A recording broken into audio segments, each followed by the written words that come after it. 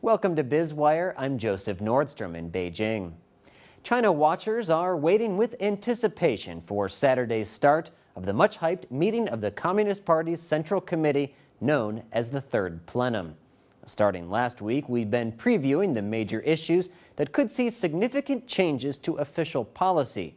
For his part, China's President Xi Jinping has promised comprehensive reforms that will put China's economy on a sustainable track and push it through its current middle-income period.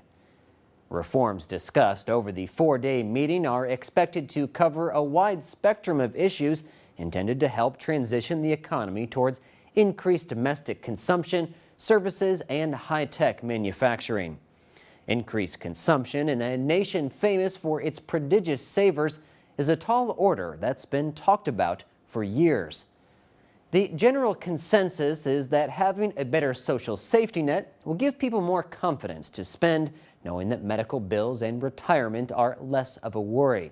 Health coverage and the pension system could see modest adjustments, but creating a rural property market could be something of a game changer in the Chinese economy. Rural land is still owned collectively and parceled out to farmers by the village Communist Party chief, and can in some cases be leased to others, but not bought and sold. For those who have left their village for work elsewhere, having some land back home is seen as an important safety net, but isn't otherwise very productive.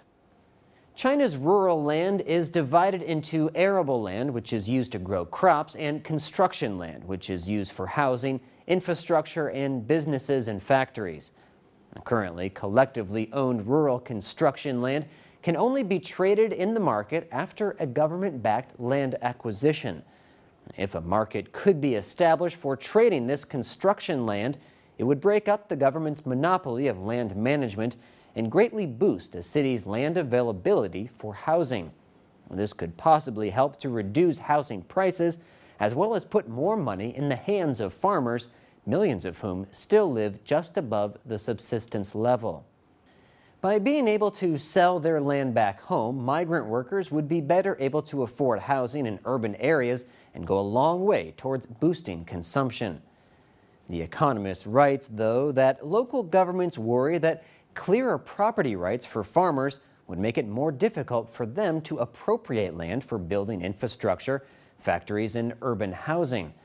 Selling this requisition land to developers is an important source of local government revenue, and land serves as collateral for local governments' borrowing.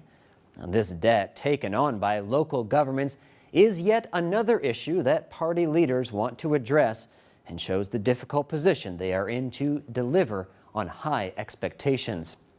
Everyone with an interest in China will be watching for what comes from the Third Plenum, and just as importantly, how it is announced, which we will continue to preview the major issues here. You're watching Biz Wire on the Blue Ocean Network, China's first and only privately owned broadcast media. All of our stories can be seen on our website, BONTV/biz-wire. In just a second, we will continue with more insight into the big picture of China's economy.